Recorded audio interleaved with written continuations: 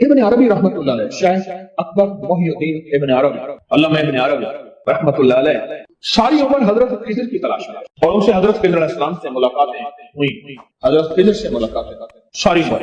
حضرت خضر علیہ السلام سے جو ملاقاتیں جس کی بھی ہوئی ہیں، ہم ایک واقعہ سنیں۔ شاہ رکن عالم، ان کا مزار ملتان ہے، شاہ رکن عالم، یہ بیٹے ہیں شاہ صدر الدین، اور یہ بیٹے ہیں شاہ بہاؤالدین زکریا ملتانی کے۔ شاہ رکن عالم پوتے ہیں کس کے؟ حضرت بہاؤالدین زکریا ملتانی کے پوتے ہیں رحمۃ اللہ علیہ۔ شاہ رکن عالم 4 سال کے تھے، دادے کی پگ پڑی تھی، دستار فضیلت پڑی تھی، اٹھا کے نا سر پہ رکھ کے۔ شاہ صدر الدین صاحب جو کہ حضرت شاہ بہاؤالدین زکریا ملتانی کے بیٹے تھے، ایک دم کہنے لگے بیٹا اس ابا کا نہیں، اس پگ کی قدر کر، نہیں بیٹا اس کی قدر کر۔ دادے نے بولے کیا کہا؟ انہوں نے کہا اس کے سر پہ پگ آ گئی ہے، بیٹا یہ پگ مجھے دی تھی حضرت خضر علیہ السلام، اب یہ بیٹا میرا نام لے گا، اللہ کا نام لے گا، میرا نام روشن کرے گا، اور مخلوق کے دلوں میں اللہ کے نام کو بٹھائے گا، اور اس کی زبان پہ وہ اسم اعظم جاری ہوگا جو ہر ملاقاتی کو خضر علیہ السلام دیتے ہیں، اور وہ اسم اعظم ہے یا لطیف ہو یا ودود۔ بیٹا اس نے پگ سر پہ رکھ لی ہے، اب بس رکھی گئی، اب ہو گیا کام۔ اور واقعتاً ایسا ہوا، حضرت بہاؤالدین زکریا ملتانی کے بیٹے صدر الدین کو کوئی نہیں جانتا، گمنام ہیں، اللہ کے ولی ہیں پر گمنام ہیں، اور ان کے پوتے شاہ رکن عالم ان کو بہت زیادہ لوگ جانتے ہیں۔ وہ ان کے سر پہ وہ پگ آئی تھی، وہ دستار آئی تھی جو دستار دی تھی حضرت خضر علیہ السلام۔ اب جب یہ بڑے ہوئے، اس وقت 4 سال کے تھے، جب انہوں نے بولنا شروع کیا، حالت شعور میں آئے، تو یہ جب بھی کسی چیز کو دیکھتے تھے، ان کے اندر سے ایک لفظ نکلتا تھا، یا لطیف ہو یا ودود، بس۔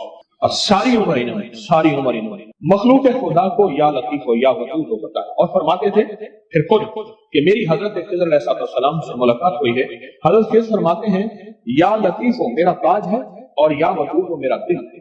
مثلاً لطیف میرا تاج ہے، سر کے اوپر دستار ہے، اور ودود میرے دل کی روشنی ہے۔ اور حقیقتاً ایسے ہے، انسان کو ہر جگہ چوٹ لگ جائے بچ جاتا ہے، دل میں چوٹ لگے، دل زندہ تو نہ مر جانا، تو زندگی تعبیر ہے تیرے جینے سے۔ اور انسان کو ہر جگہ سے کاٹے نہیں مرتا، سر سے کاٹ مر جاتا۔ لطیف میرے سر کا تاج ہے یا لطیف، اور یا ودود میرے سر کی روشنی، میرے دل کی روشنی۔ جس ہستی کی جس ہستی، پیران پیر شیخ عبد القادر جیلانی رحمۃ اللہ علیہ، شیخ عبد القادر جیلانی رحمۃ اللہ علیہ، پیران پیر شیخ عبد القادر جیلانی رحمۃ اللہ علیہ، ان سے کیا مجھے ابھی بنا کے دو۔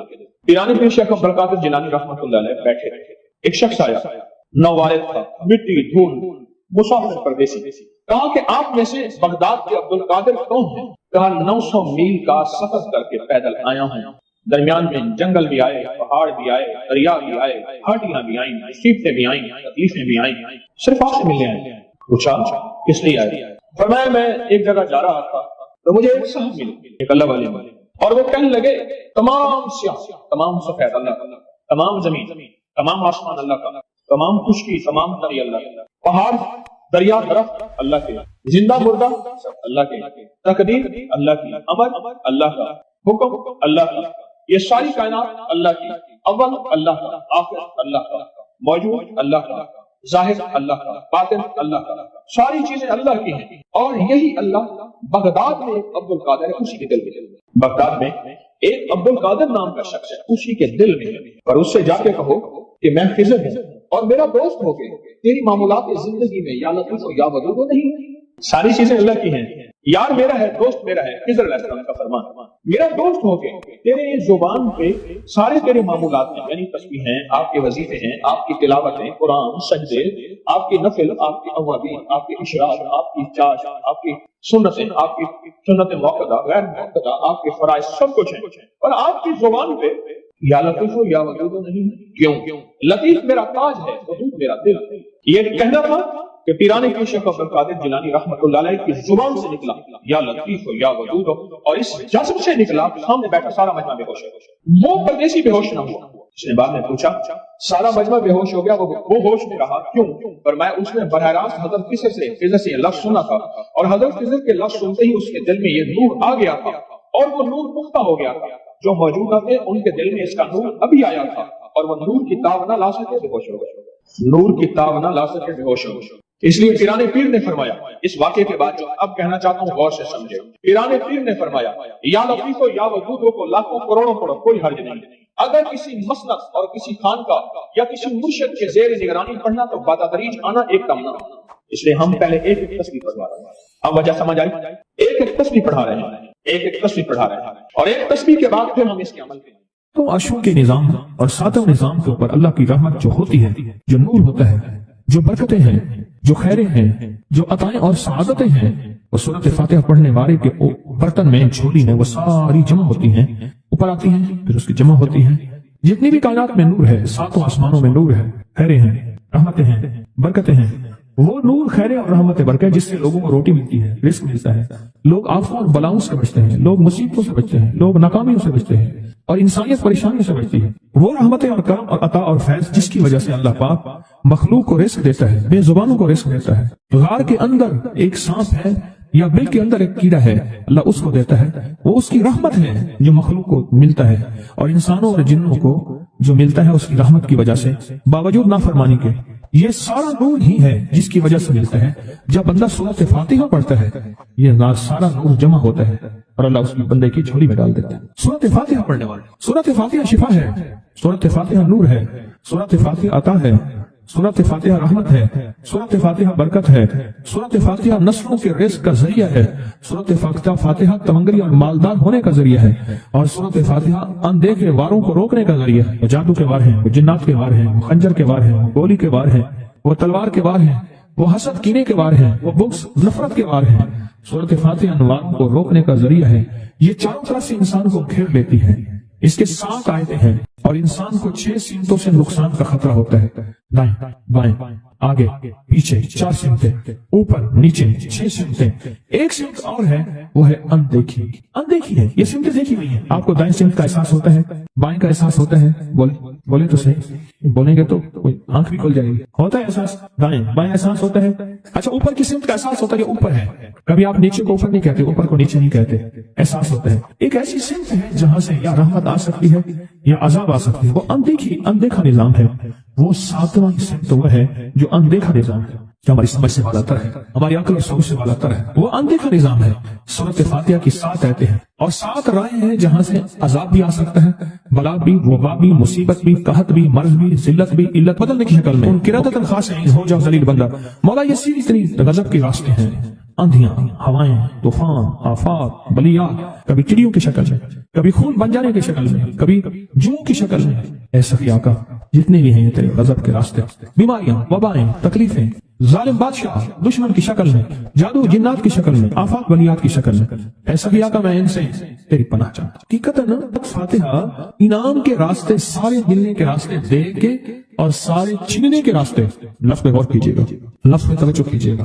ملنے کے سارے راستے اور چھننے کے سارے راستے، ملنے کے سارے راستے کھل جاتے ہیں اور چھننے کے سارے راستے بند ہو جاتے ہیں۔ چھننے کے سارے راستے، یہ غضب سے مراد چھن گیا، غضب نعمت چھن گئی، عطا چھن گئی، رحمت چھن گئی، اولاد چھن گئی، رزق چھن گیا، عزت چھن گئی، صحت چھن گئی، بصارت چھن گئی، گردہ جگر چھن گیا، دل کی تکلیف دل چھن گیا، حالات میری زندگی میں گردش ایام، میری زندگی سے سکھ سکون چین راحت، یہ سب چھننا، یہ سب چھننا، یہ غضب ہے، اور سب ملنا یہ نعمت ہے۔ ذات سورۃ فاتحہ پڑھ رہا ہے، وہ انعامات کے دروازے کھلوا رہا ہے اس کی شان کریمی سے، وہ انعامات کے دروازے کھلوا رہا ہے اس کی عطاؤں سے، وہ انعامات کے دروازے کھلا رہا ہے اس کی برکت سے اور خزانے سے۔ وہ انعامات جس پہ ہو جائے، پھر فقیر کو غنی کر دے، اس کو بادشاہ کر دے، اس کے انعامات ہیں اور اس کی عطائیں ہیں۔ اس لیے اللہ کا نظام ہے، وہ نفل پڑھیں، وہ سنتیں پڑھیں، وہ فرض پڑھیں، وہ واجب پڑھیں، سنت غیر موقدہ پڑھیں، موقدہ پڑھیں، وہ تہجد پڑھیں، اشراق پڑھیں، چاشت پڑھیں، اوابین پڑھیں، صلاۃ الحاجت پڑھیں، صلاۃ التوبہ پڑھیں، نماز کسوف پڑھیں، نماز خسوف پڑھیں، وہ عیدین پڑھیں۔ سورۃ فاتحہ ہر رکعت کا حصہ ہے، سورۃ فاتحہ ہر رکعت کا حصہ ہے، اس میں انعامات اس نے رکھے ہوئے ہیں۔ اور سورۃ فاتحہ میں 3 چیزیں رکھی ہیں، یاد رکھیے گا۔ سب سے پہلے ہدایت رکھی ہے، الحمدللہ رب العالمین الرحمن الرحیم مالک یوم الدین ایاک نعبد اهدنا الصراط المستقیم۔ ہدایت رکھی ہے اللہ نے۔ سورۃ فاتحہ پڑھنے والا گمراہ نہیں ہوگا، میرے آقا کا فرمان ہے، غور سے سننا۔ صبح ہوگی بندہ ایمان والا ہوگا، شام ہوگی ایمان چھن جائے گا اور اس کا ایمان ختم ہو جائے گا۔ سورۃ فاتحہ میں ہدایت رکھی ہے، سورۃ فاتحہ میں نعمتیں رکھی ہیں، اور سورۃ فاتحہ میں چھننے سے حفاظت رکھی ہے، جس کو غضب کہا ہے، چھننے سے حفاظت۔ جو دیا ہے میں نہیں چھینوں گا، اور انعامات کی مزید بارش کر دوں گا. بولو کیا مانگتا ہے؟ میری سورت فاتحہ پڑھ کے تو نے میری رحمت کو اتنا متوجہ کر لیا, میری عطاؤں کو اتنا متوجہ کر لیا, میرے فضل کو اتنا قریب کر لیا. بہت بڑا تحفہ ہے. آخر کیوں ہر رکعت میں اس کو شامل کیا؟ آخر کیوں ہر لفظ میں اس کو شامل کیا؟ آخر کیوں ہر نظام میں اس کو شامل کیا؟ سورت فاتحہ قبر والوں کے لیے بھی راحت ہے, حشر والوں کے لیے بھی راحت ہے, میزان میں بھی طاقت ہے, اعمال میں بھی قوت ہے. سورت فاتحہ. سورت فاتحہ پڑھنے والوں اور ہر نماز میں سورت فاتحہ پڑھنے والوں اور سورت فاتحہ سے محبت کرنے والوں خوشخبری کے یہ پیغام ہے, یہ محبتوں کے پیغام ہے, یہ انعامات کی بارش ہے, یہ عطاؤں کی بارش ہے. سورت فاتحہ اپنی مزاجوں میں, اپنی طبیعتوں میں سوچ کے بیٹھے کہ اللہ نے کہاں پہنچا دیا. اس تسبیح خانے نے کون کون سی سوغاتیں دے دی. روز تسبیح خانے میں روحانیت کی نئی ڈشیں ہوتی ہیں, روحانیت کے نئے دسترخوان ہوتے ہیں, روحانیت کے نئے خوان ہوتے ہیں, روحانیت کی نئی چیزیں اور نئی نعمتیں اور نئے ذائقے اور نئی چاشنی ہوتی ہے.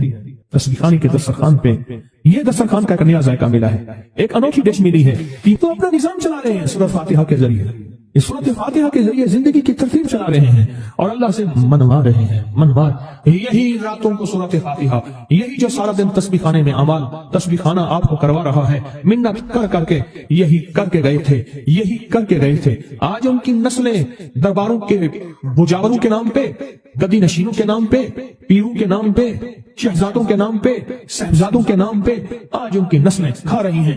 بڑے یہی اعمال ہی تو کر کے گئے تھے جن اعمال پہ اللہ نے کہا تھا میں نے نسلوں کو پالنے کے وعدے کی گئی. وعدے ہیں نسلوں کو پالنے کے, آپ تو وہ نسلوں پہ احسان کر رہے ہیں. آپ کی قبروں کو آگے آپ کے اولادیں اور نسلیں کہیں گی اللہ آپ کا بھلا کرے. کیا منوا گئے تھے؟ دنیا کرائسس, حالات اور بندشوں اور تکلیفوں اور مشکلات اور مہنگائیوں کے عروج اور طوفان میں ہے, ہمیں کوئی نہیں ہوا. کیوں؟ ہمارے لیے آپ برکتوں کے دروازے کھلوا گئے, برکتوں کے دروازے کھلوا گئے. سورۃ فاتحہ اور سورۃ فاتحہ کے تمنگری اور عزت اور وسعت کی کھلتی انوکھی دنیا. اللہ میری زندگی کے سالوں گزرے, میں نے راتوں کو ایام پڑھی ہے, میری زندگی کے سالوں گزرے ہیں, میری زندگی کے سالوں گزرے ہیں. سورۃ فاتحہ نیک جنات کا مرغوب ترین وظیفہ ہے, محبوب ترین وظیفہ ہے. نیک جنات کا بہت مرغوب وظیفہ ہے سورۃ فاتحہ. نیک جنات بہت پڑھتے ہیں, بہت محبت کرتے ہیں, اور جو بندہ سورۃ فاتحہ بہت زیادہ پڑھے, بہت زیادہ پڑھے, بہت زیادہ پڑھے, بہت زیادہ پڑھے. سوچے میں نے اس لفظ کو کتنی دیر کتنی دفعہ دہرائے ہیں. نیک جنات اس کے دوست بن جاتے ہیں. کبھی جنات کو تابع کرنے کے لیے غلام بنانے کی کبھی نہ سوچنا. نسلوں سے انتقام لیتے ہیں. ان کی دوستی بہترین اگر خود بخود بنے تو, اور ان کی دشمنی بدترین ہوتی ہے. دوست بن جاتے ہیں, محبوب بن جاتے ہیں, محبتیں کرتے ہیں, الفتیں کرتے ہیں, نعمتیں اور حیرت انگیز تحفے. کیا بتاؤ سورۃ فاتحہ. تو سورۃ فاتحہ پڑھنے والوں کو مبارک. آج کے بعد اپنی زندگی میں سورۃ فاتحہ نہیں چھوڑنی. بس بات میری ختم, بس بات ختم. آج اتنی بات کافی ہے آپ کے. میں نے جو سورۃ فاتحہ کے کمالات آپ کو بتائے ہیں نا, مختصر بتائے ہیں, اتنی بات. اس کو ذہن نشین کرنا, اس کو دل کی گہرا میں باندھنا. آپ کو یہ نعمت ملی ہے سورۃ فاتحہ, اور پھر رات کو تنہائیوں میں سارا دنیا سارا عالم سویا ہوا ہے, نیک سو گیا یا نیکی کی طرف چلا گیا, اور گناہگار نے رات کی تنہائی میں گناہوں کی راہیں ڈھونڈی, اور آپ وہیں کبھی آسمان کو دیکھتے ہیں, کبھی زمین کو, کبھی اپنے آپ کو, اور کبھی اس کی عنایت اور عطا کو. کہتے ہیں مولا کون سی ایسی نیکی تھی تو نے ہمیں اس قابل بنایا, اور کون سا ایسا عمل تھا تیری رحمت اتنی متوجہ ہوئی کہ ہمیں اتنی بڑی نعمت کہ ہم سورۃ فاتحہ پڑھ رہے ہیں اور تو نے ہماری زبان کا انتخاب کیا. اللہ یجتبی الیہ من یشاء. یاد رکھنا یہ چنے جاتے ہیں, ہٹ جاؤ, ضرورت نہیں ہے ہمارا نام لینے کی. کتنے بے شمار لوگ ہیں, دیکھا ان کو ناراض ہو کے, اللہ خبردار میرے سامنے نہ آنا, کبھی میرا نام نہ لینا. اللہ بھی کہتے ہیں آ جا میرے سامنے, کھلے آسمان کے نیچے. اگر کھلا آسمان نہیں ہے تو میرے سامنے ہر جگہ کھلا آسمان ہے. اللہ کے لیے ہر جگہ کھلا آسمان ہے. آ جا میرے سامنے, اور میں تجھے اپنے نام انتخاب سورۃ فاتحہ کے لیے قبول کرتا ہوں. یہ وہ میری 7 آیتیں ہیں جس کی ہر نماز کی ہر رکعت کے لیے میں نے لازم قرار دیا ہے. میں تجھے تیری زبان کو بھی قبول کرتا ہوں, تیری حاضری کو بھی قبول کرتا ہوں, تیرے سامنے آنے کو بھی قبول کرتا ہوں. آپ تو پڑھ اور میں خوش ہو جاؤں. اس کا انتخاب ہے اللہ یجتبی الیہ من یشاء. ہم جس کو چاہتے ہیں قبول بھی کرتے ہیں, انتخاب بھی کرتے ہیں, اور کہتے ہیں آج ہمارے قریب آ جا. اس کریم کا انتخاب, اس کی عطائیں ہیں, اس کا کرم ہے. کتنے خوش قسمت ہے آپ کو سورۃ فاتحہ مل گئی, اور آپ سورۃ فاتحہ کے لیے کریم نے قبول کر لیا. بولے کیا کر لیا, کیا کر لیا, کیا کر لیا. ہاں آتے نہیں ہیں, بلائے جاتے ہیں. انتخاب ہوتا ہے, اس سے چھین لو, اس کو دے دو. کیا انتخاب ہوتا ہے؟ اس سے چھین لو, اس کو دے دو. اس قابل نہیں ہمارا نام لے, اس نے ہمیں بہت ناراض کیا ہے. اس کی زبان پہ پاکیزہ لفظ چھین لو, اس کی زبان پہ کالیاں دے دو, گندگی دے دو, اور اس کو ہمارا کلام دے دو. واہ مبارک. یہ خوش قسمتی ہے, یہ آتا ہے کہ جو شخص یہ چاہتا ہے اللہ میری نسلوں کے لیے رزق کے دروازے کھلے رکھ، رزق کے روحانی اور رزق کے جسمانی۔ اللہ میری نسلوں کے لیے دنیا کی مہنگائیاں، حالات، کرائسس، ناکامیاں، اور پتہ نہیں آگے مہنگائیوں کی صورتحال کیا ہوگی، لیکن اللہ مجھ سے اور میری نسلوں سے رزق نہ چھین۔ تو فرمایا اس شخص کو کہے کہ سورۃ فاتحہ پڑھ، اور سورۃ فاتحہ کو ایک بار پڑھ، اور جب پہنچ ایاک نعبد و ایاک نستعین، اس کو 40 منٹ ایسے وجدان، ایسے درد، ایسی کیفیت کہ کوئی دنیا کا کوئی فرد مجھے یاد نہ رہے سوائے اس کی ذات کریمی کے، اور اس کو دہرا دہرا دہرا دہرا، اس کو دہرا۔ اور کہا کہ میں نے وہ پڑھنا شروع کر دیا، پڑھنا شروع کر دیا۔ شیخ حامد کوفی کہتے ہیں کہ کوفہ میں ہمارے ہاں ایک رئیس تھا، اور لوگ اس کے در سے کھاتے تھے، اور لوگ اس کے در سے بہت لیتے تھے، اور بہت سخاوت چلتی تھی۔ اور سنا تھا کہ اس کے والد بھی ایسے رئیس تھے، اور سنا تھا اس کے دادا بھی ایسے رئیس تھے، اور یہ بات سنی تھی کہ اس کے دادا نے کوئی عمل کیا تھا، اور ایسا نہیں، دادا کے بڑوں نے کوئی ایسا عمل کیا تھا جس میں اللہ سے نسلوں کے لیے رزق اور رزق کے خزانے منوائے تھے۔ کتنے لوگ ایسے ہیں، مال دولت چیزیں ایسے حالات اور گردش میں آئے کہ ناموری سے گمنامی میں چلے گئے۔ مجھے یاد ہے کہ میں ٹاؤن شپ میں ایک بندے سے ملا، یہ بات ہے آج سے کوئی 27-28 سال پہلے کم و بیش۔ ایسی چھوٹا سا کمرہ تھا، اور مختصر سی 2-3 کرسیاں، ایک ٹوٹی سی میز، اور کہا کہ میں لاہور میں میرا سکہ چلتا تھا، میرا نام یہ ہے، نام مناسب نہیں، رازداری زندگی کا پہلا حصہ ہے، اور میرا نام یہ ہے، اور میرا اپنا ذاتی جہاز تھا، اور یہ مال تھا، اور یہ چیز تھا، اور آج میرا حال یہ ہے کہ اگر میں دوائی لوں گا تو یہ بندہ پیسے دے گا جو ساتھ کھڑا تھا، میرے پاس دوا کے پیسے نہیں ہیں۔ مجھ سے ہمارے مخلص ہیں، وہ کہنے لگے کہ میرے والد جن کے پاس جاب کرتے تھے ان کا بہت بڑا کاروبار تھا، انہوں نے اس دور میں 14,000 کی گاڑی لی تھی نئی، اور پھر 16,000 کی گاڑی لی، نئی گاڑی، کتنے کی؟ 16,000 کی گاڑی لی، 100 کا نوٹ بانٹتے تھے، صبح سے شام تک، شام سے صبح تک لوگ لین لگا کے لیتے تھے، اور جس دور میں 250 روپے کے 5 مرلے جگہ ملتی تھی، 250 فٹ جگہ ملتی تھی، نہ 125 فٹ، 125 جگہ ملتی، 5 مرلے 250 روپے کی، اور وہ بیچتے تھے۔ اور پھر ایک وقت ایسا آیا ہر چیز ختم ہو گئی۔ میرے پاس ایک ڈرائیور تھا، وہ کہنے لگا کہ میرے مالک ہیں جن کے پاس پہلے میں کام کرتا تھا، ان کے حالات آ گئے تو میں نے آپ کے پاس آپ کی ڈرائیوری کی، اگر رمضان میں کوئی بچا ہوا لنگر ہو وہ انہیں بلا لوں، آپ دے دیں گے؟ تو ہم رمضان میں مجمع آتا تو کوشش کی جاتی ہے کہ ان کو کھانا تازہ کھلایا جائے۔ تو میں نے کہا ٹھیک ہے، کہا کہ کچھ پیسے بھی ہو جائیں۔ کون ہے؟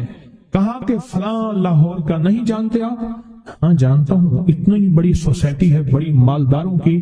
کہا یہ 28 مربع جگہ انہی کی تھی، اور آج سے 40 سال پہلے انہوں نے یہ جگہ بیچی تھی، اور اتنے کروڑوں میں اتنے میں بیچی تھی۔